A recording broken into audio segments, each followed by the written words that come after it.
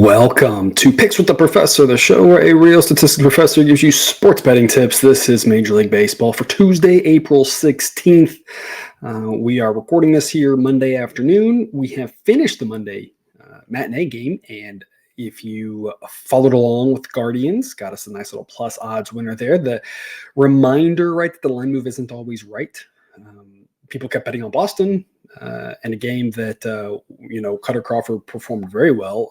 Xavier Curry matched him. And I sent him a message to the Discord when it was tied 0-0 in the fifth or sixth. I said, hey, we're in pretty good shape here with the Guardians at this point, plus odds. I was like, Cleveland's bullpen's better. I think their offense is a little better. I was like, we're in decent shape here. And sure enough, they came through for us again. More Tuesday day baseball, which will be exciting today. But just some quick reminders, of course, if you're not with the show on Dub Club, check that out. That link in the show description will get you a free 10-day trial with the QR code, all sorts of extra picks, all the first 5 picks, which we talked about yesterday, which have done so well. Updates, picks sent out right when I make them. This one's an interesting one. As I mentioned yesterday, I do not know exactly when I'll be recording. Part of that is life situations with the littles. Part of it is just trying to figure out what are the picks I feel the best about with regards to the first 5 full game. But no matter what we're doing, you always get that notification if you're with us on Dub Club and get the picks. In this case, the lines that kind of just dropped for the most part. Trying to squeeze this in between baby and toddler things happening. And so, locked in some picks, sent those out. So everyone on Dub Club already knows what we're doing before I record this and before it gets sent out. I don't know where the number's going to move. I don't know where it'll go overnight, but you get all that over on Dub Club. So a lot of reasons to be over there. If we're helping you be a smarter, better, if you're enjoying our content, please check that out. It helps keep us in business.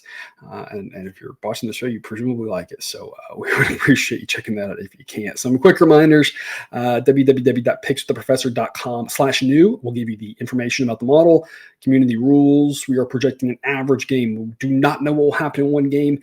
Anything is possible, but remember, anything is a good bet at the right price or number. And as a reminder why that's the case, the bottom line is if you're going to take 10 very similar games that are all, in the minus 150-ish range, and you win 6 out of 10, betting all those games at minus 155, you're a loser. Betting at minus 145, you're a winner. And that's why the price matters. It's not going to change anything about who's going to win. It's about the fact that entering the game, because we don't know who's going to win, we want to make sure that the reward is worth the risk. And in some cases, some big plus odds may be worth it. Some big minus odds may be worth it, or maybe not. And that's the reason we have the model. And I'm going to talk about that specifically. There's a game that really stuck out to me. I'm like, hey, here's exactly why I have a model to help figure out exactly how to quantify what's happening here, because as the numbers get further and further away from even money, it becomes real tough to say, is a team going to win 60% of the time, 65, 70, what it is like that. And so we try to anchor ourselves in what is a good number. Recording this over 24 hours from most games are playing. The weather information can change, but all that will be on Dub Club. So don't lock in anything here based off of weather information without having made sure you've checked the updated forecast if your play is weather related. And again, that'll all be available for everybody on Dub Club in the morning, so we'll know a lot more then. There are no locks in gambling. A grades are the best value. It doesn't mean that they are locks, they're going to happen. It just means that the price is good enough that if we're putting more money on those, we're going to make even higher ROI on them. But as always, take what you like and leave the rest. We like it when you like it. It helps us find other people. So please like this show if you can. We'll start off with that daytime baseball. Rangers at the Twins, 1 p.m. Issue with this game right now, the Rangers have not announced a starting pitcher. John Gray has been questionable so far, averaging 4 innings a start. Underlying metrics, maybe even a little bit worse than his mid-4 ERA. And so without knowing who's going to start this game, we are kind of left questioning what exactly is going to happen. Casey Mize for Detroit is going to be very meh, slightly worse in the season than Gray and worse last year and historically than Gray has been. So the Rangers will have an edge there. They'll have an edge on offense. They'll have an edge with regards to the fact that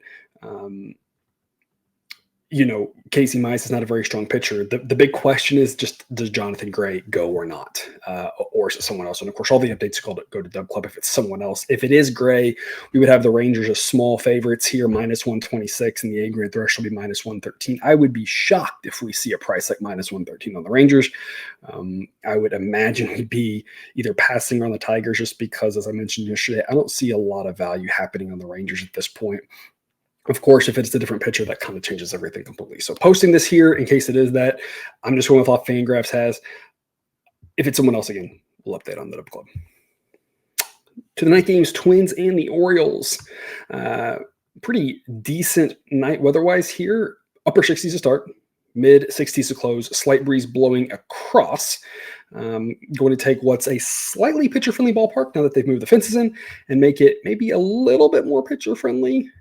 Given the fact that the temperature will be a little bit colder than the average. When we talk about part factors, that's the average temperature. And this will be a little bit cooler than a normal game in Baltimore, mainly because we will get some really hot ones there that is balanced in. So pretty pitcher-friendly atmosphere there in this one. Chris Paddock and Grayson Rodriguez. Rodriguez has been good. The underlying metrics are just maybe not quite as good, but still a very good pitcher. The better pitcher in this one. Paddock, nothing to be ashamed of, very respectable. Here's the thing on him. He's been injured. He's been out a lot, right? And so there's a lot of question marks there. The underlying metrics, it's only 2 starts, but aren't very positive for him. And so this is a situation where I kind of think the edge that the model is seeing here for the Orioles with regards to starting pitcher of about a standard deviation, I think that's probably the lower bound for it. I think it might actually be a little bit bigger. I'm really high on Rodriguez. He's a young guy who's just got a lot of upward ceiling. Paddock, I think, can turn it around, absolutely, but I want to see at least better underlying metrics and better outings from him before I start thinking that. So there's a real chance the edge that the Orioles have here at starting pitcher is even bigger. They have a huge edge on offense. The Twins without Correa and Royce Lewis, massive hit to their offense, falls down towards the very bottom of that big cluster of teams in the middle of baseball. Both teams are good in the pen, but the Orioles, according to Sideline, win this 63% of the time. Big home favorites here, according to the model. That makes -158 a B grade. You can see there on screen, -155 is the A grade threshold. So we're not quite to an A grade, but B plus grade here on the Orioles. I think they make a lot of sense. They are one of the ones I would consider for our parlay of the day on Tuesday. Not going to give out an official one on the show because there's a couple of the games that I'd be eyeing for that don't have lines yet, but I'll mention those when we get to them. We'll see exactly what turns out in the morning or later here Monday night. But as of now, this would be one I'd be considering in a Monday night parlay. I think the Orioles, again, B plus grade, pretty good value, a little bit steep on the odds. There's no run line out yet. Maybe the -1 offers a little bit of value. Maybe you put them in a little 2-team parlay, but I think there's some value here back in the Orioles. If I can fade the Twins in one way, shape, or form at this point without those guys in the lineup, I think it makes a lot of sense. We're kind of doing that a little bit on Monday with the under. Hopefully that works out for us. We'll see. Hasn't happened yet. And fading them in a slightly different way here on Tuesday. Giants and the Marlins, 6:40 p.m. Eastern. Rumor of a stomach bug going around Miami. The Miami clubhouse. Puck has been pushed back to Wednesday. I don't know who else might be sick. Maybe you know more about it by the time you're watching this. That's something to kind of keep an eye on because the Marlins don't have a lot of depth offensively. Depending on who it might be, that could really matter. They're not really great in the bullpen. Depending on who might be out there, it might really matter. There's just a lot of negative things happening here for the Marlins at this point. There's not much to be that excited about. The Puck experiment hasn't worked out great. We talked about that yesterday. Now they got Ryan Weathers, whose results have been good so far in 3 games, but I've watched a lot of Ryan Weathers pitching. I see a little bit more West Coast baseball than anything else because there's fewer of them, so it's easier. You just catch a higher percentage of what's happening than the early slot when there's just kind of a lot to keep up with. So I've seen a lot of Ryan Weathers, and folks, it usually doesn't end well. And here's the thing is that I know that he's done well in his 3 starts with regards to the ERA, but I mentioned it yesterday why ERA is not really the best metric of future success, that the way we're attributing whose fault a run is maybe way too simplistic, and there are better ways to do it. And not to say that FIP and XFIP and Sierra and all these other things are the best way to do it necessarily, but they are better ways to do it. And kind of any way you slice out his underlying metrics, it is really concerning. The FIP is up near 5. The xFIP's over 5. I think I'm going to stand by. I do not believe in Ryan Weathers as a starting pitcher. He's been out there and the team hasn't a lot of runs, but I don't think that's very predictive. I think the Giants have a massive edge at starting pitcher. Jordan Hicks has been a revelation since moving back to the rotation, coming across from St. Louis. 1 ERA, but the underlying metrics obviously aren't that good. But a FIP in the low 3s, xFIP in the upper 3s projects pretty well. I mean, the Giants have a massive edge here at starting pitcher. They've got an edge in the bullpen, mainly because the Marlins bullpen just isn't that great. It's not that the Giants bullpen is fantastic. Offensively, the Giants offense is at least mediocre, which is more than you can say for the Marlins. Again, take note, I forgot to fix the glitch on the slides there. The handed pitcherness has flipped. I have it. It is linking the starting pitcher for that team. I need to crisscross it. So the Giants are at 100 versus a left-handed pitcher. The Marlins are 86 versus a right-handed pitcher. So again, just take note of that as we move forward. Hopefully get that fixed by tomorrow. We're going to need the Giants here. Minus 130 is a B grade. Minus 125 is the 8-year threshold. So we need another nickel value. The model says the price should be minus 139. So good enough value to jump on. A couple thoughts here with the Giants. First off, I mentioned the Giants. I've talked about this. It's kind of an enigma, kind of a team we end up backing a lot. I don't really love it, but I mean, I like what I've seen from Jordan Hicks. So there's that. I like fading Ryan Weathers. There's that. I know he's been okay for the Marlins so far with regards to how the team's performed with him, but I'm not buying it.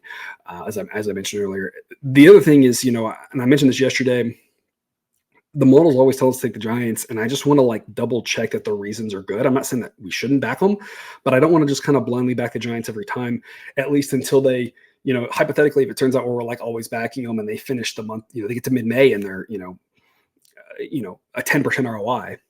They don't have to have a winning record necessarily because it depends on the price we're playing them at, right?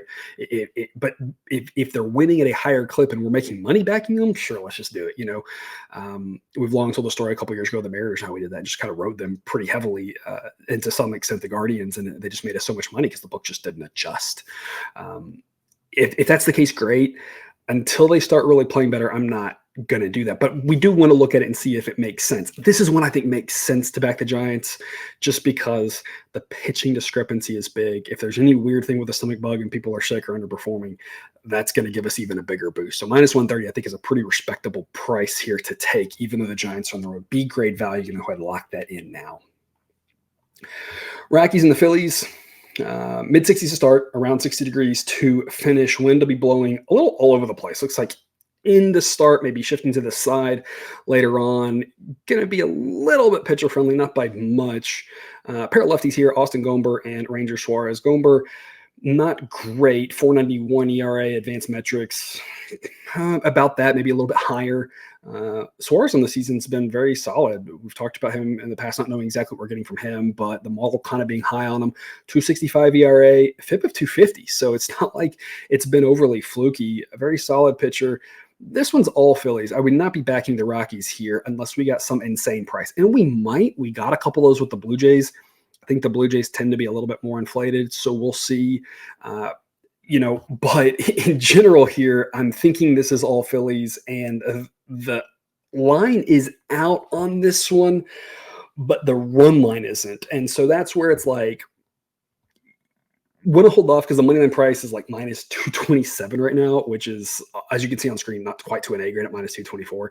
Even if it was, I'm not running to bet minus 223. That's just a really high price for baseball. Baseball, weird things happen, right? That said, the Rockies on the road deserve to be faded unless the price is amazing. So I'm assuming the run line will follow pretty similar. I'm assuming the first 5 will follow pretty similar. I'm assuming we'll be on the Phillies come morning time or later in the evening, whatever. On the -1 will probably be what it is. As I mentioned before, I personally just don't like taking the run line for the home team. If you want to be a little riskier, take the bigger payout. The books account for that, so you do get a better payout. The model accounts for it, so it's looking at it. So it's not like it's not like you're the only one who's thought, no offense, but it's not like you're the only one who's thought about that, right? The books are shaded, and the run line gives it's like an extra 1 or 2%, I think, in terms of probability of covering on the road team, because whether it's the +1.5 or the -1.5, the road team's more likely to do that than the home team is. So, if you want to go a little riskier on the Phillies, you will get rewarded with that on the run line. I personally just want to stick to the -1 with favorites. It's been good to me for the most part. That's what I assume the play will be. If I had to guess right now, I would say a B grade. I can't lock that in officially because it's so early. The run line market hasn't even been established yet. But at this point, I mean, it's just all Phillies everywhere you look. Offensively, the Phillies aren't even great, but they're better than the Rockies by a long shot. The Phillies relievers are pretty solid. I like Ranger Suarez.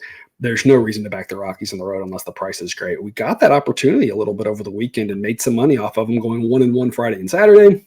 I don't think we'll be backing them here, though, as it'll be Phillies for us. Just depends on what the number is to lock in whatever grade. Angels and the Rays. Jose Soriano and Aaron Savali. Soriano making his first start last time out. Looked pretty solid watching him. He did get hit around a little bit, and that's why some of his numbers are higher. But when you look at the xFIP, it's right around 4. So, I mean, he's definitely got a guy I've got my eye on. 108 grade. And you can see on screen, right, ranks 195. So towards the bottom of the starting pitcher database, where as of today, there's 277 pitchers in there. If he has another couple of good outings and that xFIP kind of becomes predictively true of what the results turn out to be, he's going to be in the double digits here pretty soon with regards to that rating. He'll drop under 100, which again, 100 is average and lower is better. So I'm just kind of got my eye on him. Like I saw some positive things watching his last start. Aaron Savali, nothing to complain about. 2.12 ERA in his 3 starts. FIP low 4s, xFIP mid 3s. Obviously, he's not as good as that 2.12 ERA, but he's a very good pitcher. 92 grade. I think that seems pretty right. Good, not amazing pitcher. So the Rays will have the edge there. They're at home. They have a better bullpen. They probably have a better offense, but it's really rounding error at this point. Offensively, it's a wash. I mean, the Rays are favored. They should be favored. Here's the thing. The current price on the Rays is -155. The models, it should be -160. So you're looking at a C plus B minus pick right now. The model doesn't really like the Angels. And I'm not saying that's right or wrong. I don't know. I mean, I guess in theory, right, when you look at the precise thing, right, we say all models are wrong. So it's not like it's nailing the Angels perfectly. But is it close enough to be pessimistic on the Angels relative to the market? I don't know. It's too early in the season to really say. What I will say is, knowing the edge we saw on the Angels for Monday, on the Rays for Monday's game, and again, one game, who knows what happens, and it hasn't happened yet, so maybe the Rays maybe look smart, maybe not, I don't know. But knowing the edge that the model said we had for that game, and then seeing this is a case where I'm just not running to lay it with the Rays, because if the model is a little bit shifted, then maybe this small edge that the model thinks Rays has really is nothing. And it's really just a pretty well priced line. I think that's very possible. And again, that goes back to what we always talk about. So we like the A grades because there's just that more room for error for missing things. We're more within a margin of error to still have a plus expected value play. I'm not sure we're there with this one. If we are off a little bit, I think we might be. Not a lot, just a little. We're now to a pick that's very run of the mill. And I mean, I'm not dying to make a run-of-the-mill play at -155. I might make a run-of-the-mill play at +155. Unfortunately, you can only get the Angels for like +140 right now. But hey, +155, sure. Like, why not? Let's have some fun with it. And the odds could be worth it. But -155 is just not fun for the bankroll. And so Rays are favored. They should be favored. Right now, it's priced well enough that I don't think it's worth investing in. But as always, people, make sure you're shopping around. Every nickel or dime you can save can help your bankroll. You'll lose less when you lose, and you win more when you win. If you don't have an account there yet, BetUS, sign up today. Link in the show description at the very top of the show description. 125% bonus on your first ever 3 deposits.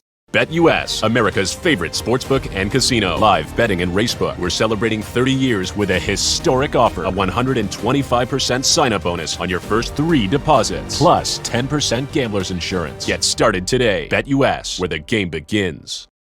Yankees and the Rays projecting a cold night in Toronto, closing the roof. Carlos Rodon and Yusei Kikuchi, a pair of lefties. Offensively, I mentioned this yesterday, both teams have a good offense, but I think the Yankees offense is a little bit better here. The thing to note is we talked about this a little bit yesterday, but the Blue Jays are still very right-handed heavy. and that makes them a very dangerous offense against left-handed pitching. The Yankees are a little bit left-handed heavy, and thus that makes them a little bit weaker against left-handed pitching. So the offensive edge that the Yankees have might be just about gone in this lefty versus lefty matchup. Now that'll kind of come back a little bit more towards the later end of the game. Managers will kind of mix match or whatever, and it kind of comes down to more true talent because everyone can kind of maximize their edges in the best way possible. But early on, at least, that'll kind of balance itself out. Starting pitcher-wise, both these guys are good. Kikuchi and Rodon, both these guys have had good results. And the bullpens, I think, are just better watch. Here's where I think we have an edge here on the Blue Jays. When you look at the underlying metrics so far this season of these two guys, I think, and I could be wrong. I'm wrong a lot. That's just the way it goes, unfortunately. I think people are looking at Carlos Rodon and his 3 outings and his 1.72 ERA. And I think people are saying this is back to Cy Young Carlos Rodon, the guy who, when he went to San Francisco, I think that year was like projected to be insane with that pitcher-friendly ballpark, et cetera. Things have not gone great for him necessarily since then. It's been a little bit more of a mixed bag. And I know he's got that 1.72 ERA, but we're talking a lot about this here recently. I think it's important. We'll continue to talk about it all season. Underlying metrics, FIP 459, xFIP 509. I'm not saying that Carlos Rodon is not good. I'm saying buyer beware if you're backing Rodon or the Yankees. There's a real chance he's not as good as that ERA indicates. And there might be a little bit of Rodon inflation in this game. When you look at Kikuchi, 2.30 ERA, probably not that good, right? But FIP and xFIP both below 3. What that indicates is that's not fluky. Rodon's been a little fluky. I think back to it might have been when playing the Astros, a game where it felt like he could have given a ton more runs, kind of just left a bunch of guys on base, kind of getting lucky there. And that sequencing, you just can't really control. There's really no ability these days, especially these days, to like bear down and get outs when you need them, right? That maybe existed 30 years ago, right? I remember Pedro Martinez talking all the time about, nobody on, nobody out, throwing a fastball 3 miles an hour slower with movement, trying to get deeper into the game. That's not the way the game's played today. Right. So back then, maybe, and especially, go back to a guy like Nolan Ryan, right? Could, when he really needed to, ramp it up a little bit harder. That's not the game today. Every pitch, and that's part of why I have all the pitcher injuries, right? Every pitch is 100%. So there's no ability to like bear down with guys on base. Everyone's going every pitch as hard as they possibly can. If Rodon keeps giving up base runners the way he's been doing, it's going to come back to bite him against a lineup that loves to hit lefties. This might be that opportunity. Plus odds on the Blue Jays, I think, is pretty good value. Plus 105, B grade pick for us. I don't think we'll get to the A grade, but you never know with the Yankees, and you never know with the Jays where the money's going to go. So just something to keep an eye on. If it gets to the A grade, put a little bit more on it. But this is a 50-50 game here. The Yankees have a good offense. They should be respected. They've had a good start to the season. They're a good team, at least as long as Judge and Soto are healthy, because two guys like that at the top of the lineup can really solve a lot of problems. But the Yankees being left-handed heavy, the Jays loving to hit lefties. Two lefties where I'm not sure which one's better at this point. Could be Kikuchi, maybe not. In Toronto, plus odds, sign me up. B grade value, and definitely worth a play in my opinion. Pirates and the Mets. This is one of the games with no lines for now. The Pirates have not listed an official starting pitcher. It will be Jose Quintana for the Mets. We're assuming Jared Jones for the Pirates, but could be a bullpen game or a minor league call-up. Not really sure. This game has the metrics for if it is Jones. Very solid pitcher, reasonable ERA, better FIP, even better xFIP, going the right direction. Quintana, good results, 3.45 ERA, underlying metrics around 5. Paint a different picture. So something to note there. That's part of the reason why the model thinks this is a 50-50 contest for the Pirates, is the fact that they maybe have a slight edge facing a lefty offensively, but also they have a little bit of an edge at starting pitcher that offsets with the game being in New York, right? Home field does give you an extra 2-3% right off the bat without doing anything. And so many baseball games are close to 50-50 that really can swing things back towards you. So again, one of those games where plus odds on either side would be beneficial. No line yet. And again, may change because I'm not sure if Jones will go here on a Tuesday or if they'll have him go Wednesday. Very up in the air for what the Pirates are going to do. So stay tuned to Dub Club and we'll have an official update at some point in the future. 7:10 p.m. Guardians at the Red Sox. Tanner Bybee and Garrett Whitlock in a game that'll be pretty chilly in Boston. Lower 50s to start, upper 50s to close. Wind blowing a little bit out, a little bit in, a little bit across. Probably not going to matter much. Cooler night should make it play a little more pitcher friendly. But I mentioned this to the Discord today. I mentioned this last year. Fenway Park confuses me. Playing totals in Fenway is like the hardest thing to do, I think, because its park dimensions are so weird. You end up with games that shouldn't have a lot of runs that do, games that do, or that shouldn't but do, and vice versa. Then sometimes it plays out just like you think. Sometimes, a lot of times the weather doesn't really impact things there that much because it's all about the conditions. But then sometimes it does seem like a cold day and the ball can't go anywhere, and a hot day the wind's blowing out. But you saw the day game here, the marathon game. If you watched that, there was one that might have been a home run that was kind of robbed at the warning track. Multiple warning track balls, multiple balls off the wall. I'm like, the wind's blowing out and like just didn't quite help it enough. So I don't know. Totals of Fenway are just a tough beast because the park dimensions mean more runs, but then that doesn't mean you can't see a low scoring game either. It just kind of depends on like where the guys are hitting that ball that day. And so, just something to keep in mind with Fenway. To me, they're the most frustrating place to play a total at least with a place like Coors. I kind of know what to expect. I know how the weather impacts it. San Francisco, I know the wind doesn't matter. The Wrigley end of the wind matters more. I know, obviously, Boston, I don't know. Anyway, Bybee and Whitlock. Bybee has not pitched well with regards to the results. Underlying metrics are more promising.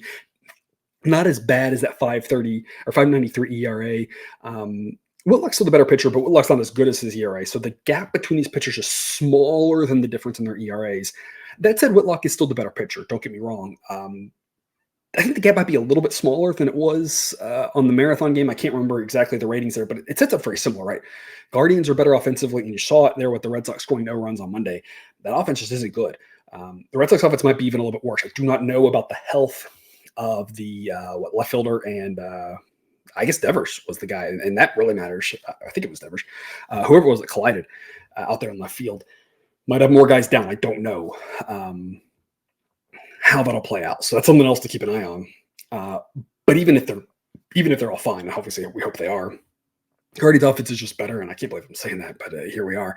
Guardians' bullpen's better. The Red Sox will be home. The Red Sox will have the edge starting pitcher, but it's kind of like 2 pluses on one side, 2 minuses on the other side, and another 50-50 coin toss game. Obviously, they're not all going to be like that, but here's another one where the model just says this is pretty up the middle. Maybe slightly more that the Red Sox should be favored, minus 101, but I mean, it's slight. Guardians plus 105 is a B grade pick. I do not think we'll see an A grade, but I have no problem locking in the Guardians. I'm treating it very similar to what happened on Monday. You can wait if you want. We waited on Monday, and that worked out really well for us because the price got even better. It jumped up to in the plus 120s. Might have even got higher than that before first pitch if you waited even longer.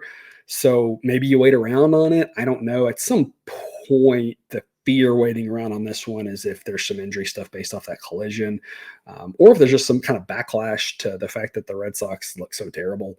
And the Guardians kind of doing the same thing, right? Struggling on offense, but then kind of unloading and putting up a bunch of runs in a hurry.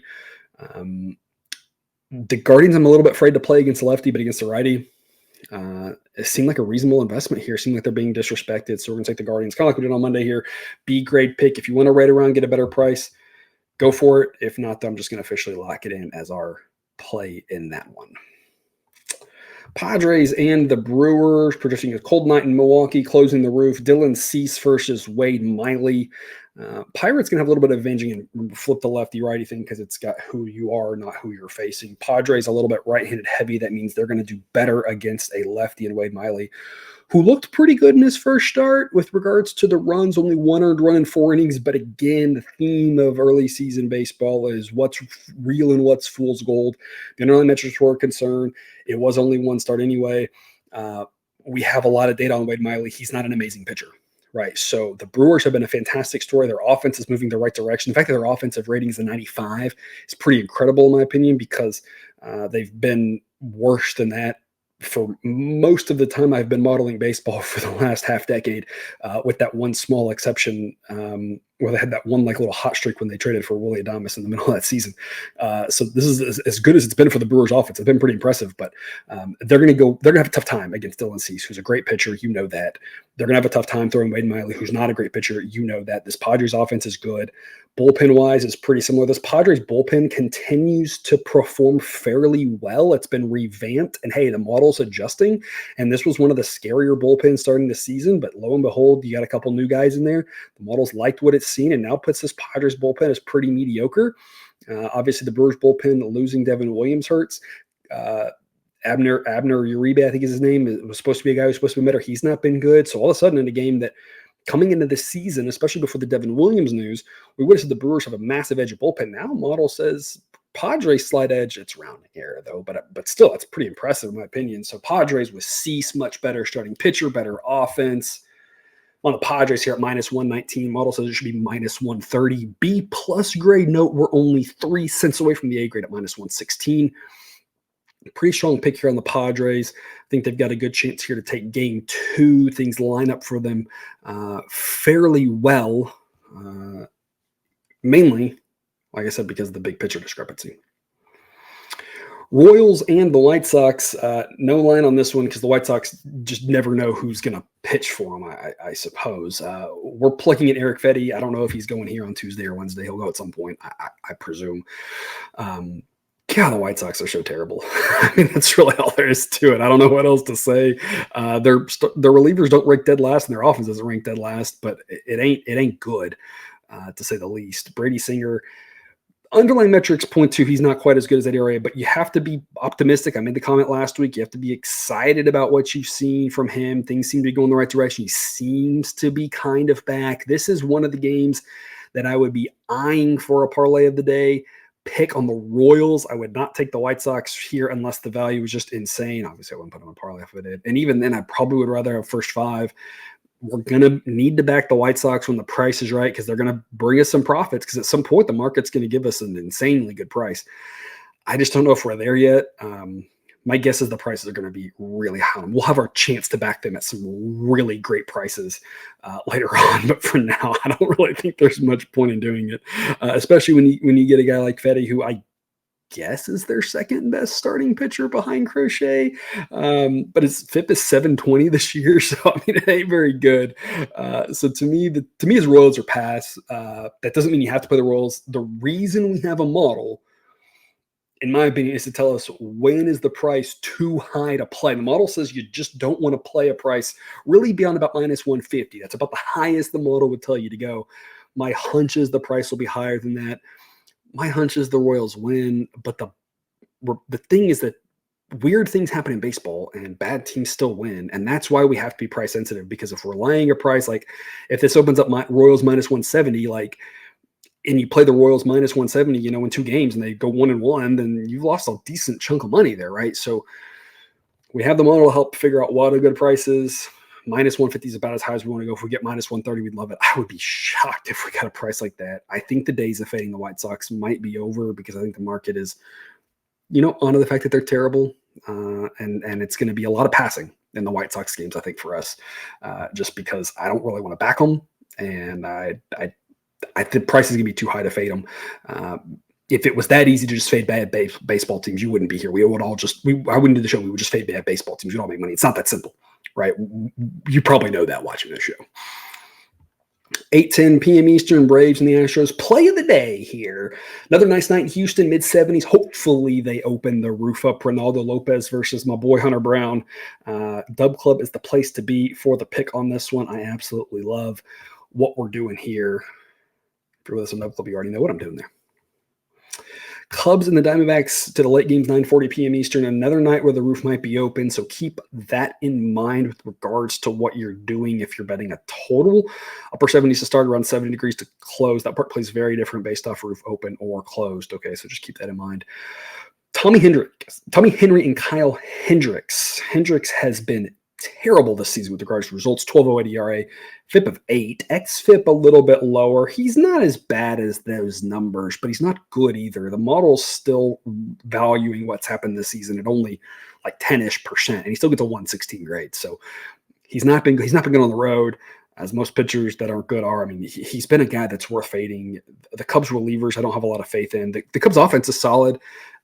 I like backing the Cubs when they have one of their better pitchers going. Kyle Hendricks is not it. He's kind of an inning eater, and he hasn't even done that well this year. Tommy Henry on the other side, I'm not sure is much better. 5.79 ERA this season. Underlying metrics say maybe a little bit better. I'm not really sure it is. I think the bottom line is that these offenses are both pretty respectable, and these pitchers are both very meh. But when you get to the bullpen, I like the Diamondbacks bullpen better. Diamondbacks are at home. I like backing this Diamondbacks team when I can. And this is where, you watch the show and you listen and to me jabber on probably, right? Why do I like to back the Diamondbacks? Because they made the World Series last year. There's a little bit more, it's a little bit deeper than that. The idea is I'm always trying to think through how the market's seeing teams, because if I know the market's a little bit biased somewhere, it kind of tells me where my default position will be. And so the Rangers and Diamondbacks are both in the same situation. They both made the World Series last year. I think the market's going to be a little bit high on them because of that. And so if the model's saying there's value on them, I'm like, yeah, we should just jump, because we are going to be a little bit more level-headed, and we're not going to have the opportunity to back them, but they're going to win games. And so like the best time to back them is going to be when there's the biggest edges on them. And I'm like, we're not going to get a bunch of big edges on the Diamondbacks other than when they play the Rockies, because the Rockies are terrible on the road. And so it's a small edge. You only C grade -120. Model says you can -122. So you can play at -120, maybe -125, but really beyond that is not a wise price to play them at according to the model. A grade -110. I don't think we're ever going to see that here. Because Kyle Hendricks isn't good enough to drive that price that way. But I just think we're not going to get a lot of big edge on the Diamondbacks based off their run last year. So even small edges, I'm like, you know what, we probably should back them. There's a little bit of logic behind that. Maybe I'm crazy if we end up backing the Diamondbacks a handful of times here at these B and C grades and it doesn't work out. Come May, we'll reevaluate. But early on in the season, if there's value on a team that had a good run last year, I think it makes sense to back them. Same with the Orioles. We talked about that before, right? That's mostly worked out for us here. If there's not value on the team, I'm not going to press it, but a little bit of value in the Diamondbacks, I think it's worth it. Only a C grade, but I'm playing the Diamondbacks here to win game 2 of that series. Reds and the Mariners. I mean, I don't even know if I have to talk about that. If you've been watching, you know where we're going with this. I don't know. I'll say it again. I don't hate the Reds. I think the Reds are a good ball team. I think they're a little overvalued is really the bottom line. Their offense isn't bad. The Mariners' offense isn't bad. Either one's great.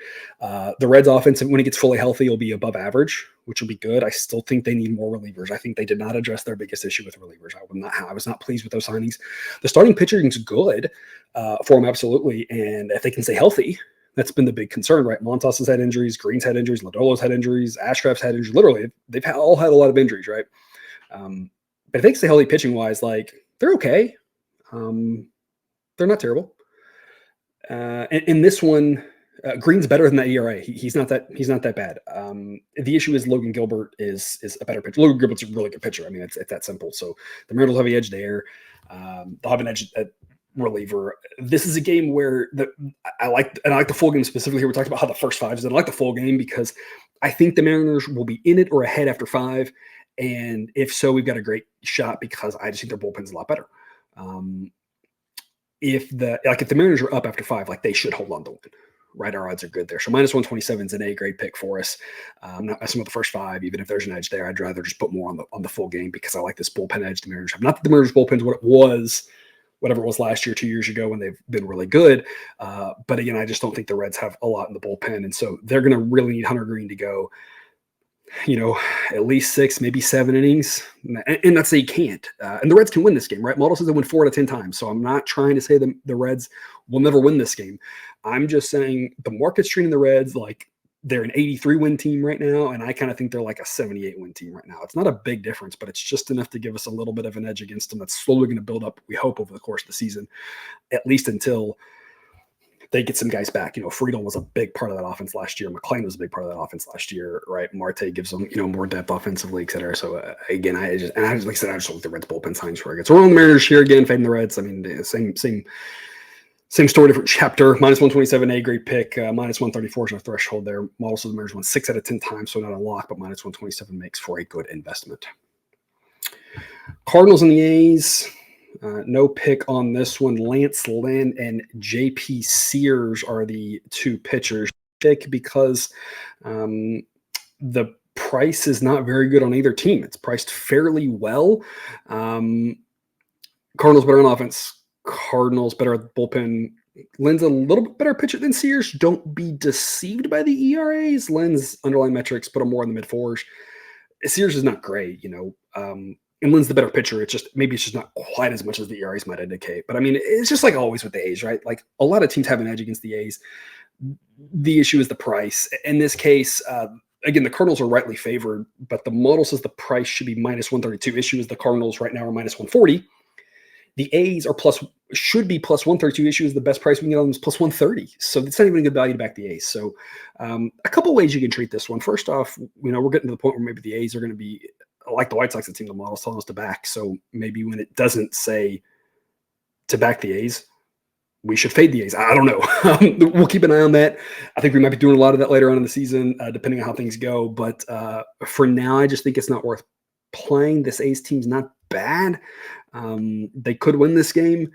I don't think the Cardinals are a dumb play. I just, backing Lance Lynn and a mediocre offense against an A's team that seems at least to have a pulse right now, I just don't want to pay a price like -140. So passing on this one for now. Which takes us to the last game of the night. Another game that we don't know the starting pitcher and still don't know what the Nats are going to do. Fangraphs now listed Patrick Corbin again tonight. They got a rookie here on Monday, so that was updated. Sent out to everybody on Dub Club for Tuesday night. Now maybe it's Patrick Corbin again. I don't know. We'll see if that actually comes to fruition. But the bigger issue is the Dodgers, what they're going to do. Right now it looks like a bullpen game type setup for them, maybe with Yarbrough getting a bunch of the innings. That's what this has. So back-to-back nights now. We don't know one of the 2 pitchers here for this series. If it is Yarbrough, either starting or getting a bulk number of the innings, that's what you're seeing here on screen. Yarbrough, not great. That 307 ERA is misleading. The underlying metrics are a lot higher than that. Corbin's, again, as I mentioned last time, not as bad as 8.44 ERA, but not good last year. And a guy the Dodgers should beat up. As we mentioned, though, in yesterday's show, this Dodgers offense is good, but pretty left-hand heavy, so it gets a little bit of a ding facing a lefty in Corbin. Nats also left-hand heavy, so they'll get a little bit of a ding facing Yarbrough, but he's probably only going to go 3-4 innings. So I'm not sure if that matters a ton, especially if they do. They'll probably do an opener or not, just based off of where the lefties in the lineup are and stuff like that. So a little bit of a chess match there. If it is Yarbrough, the model says the Dodgers win 68% of the time. So there's your numbers, your thresholds, etc. On screen. A grade threshold for the Dodgers would be -192. For the Nats would be +265. So we'll update that with the pick in the morning on Dub Club. Otherwise, that's all I've got for you here today. A bunch more coming on Dub Club. Starting pitcher changes, updates. We'll get that out. Summaries, more information, all sorts of goodies, including the Discord chat where you can ask me questions about these, how we're doing, what we're doing, why we're doing any of it. That's the place to be. 10-day trial to start you out with the link in the show description or the QR code. Either one, we hope to see you over there on Dub Club. If you're already with us again, as always, thank you for your support. And remember, as always, you can eat your betting money, but please don't bet your eating money.